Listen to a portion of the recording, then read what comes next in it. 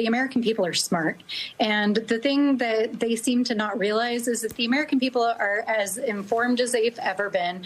They're watching TV. They're watching social media. They know what's up. They see Mike Johnson lying about Congress being in session when, meanwhile, he canceled votes. He closed the House. The doors were locked. Nobody was home. The Republicans didn't even bother coming back to Washington, D.C. And then they're going on TV, literally lying to the faces of the American people.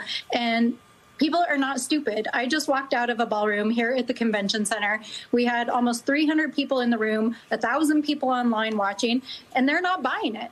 They know that Democrats have time and time again stood for the American people. We're in the fight to protect their health care. We're in the fight to protect our democracy. We're in the fight to keep the lights on. And we're in the fight to protect our federal government and our workers. And they know that they're being lied to.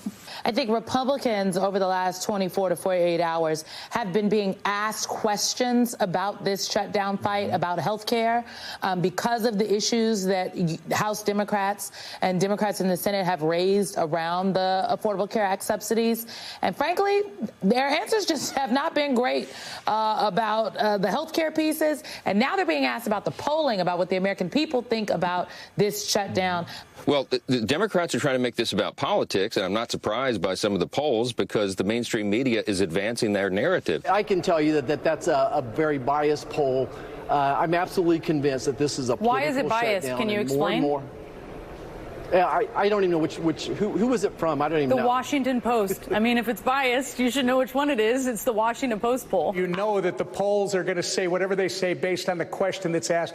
There's so much more to these polls, and you rely on the New York Times. You might as well say the Washington Post. They both are completely skewed.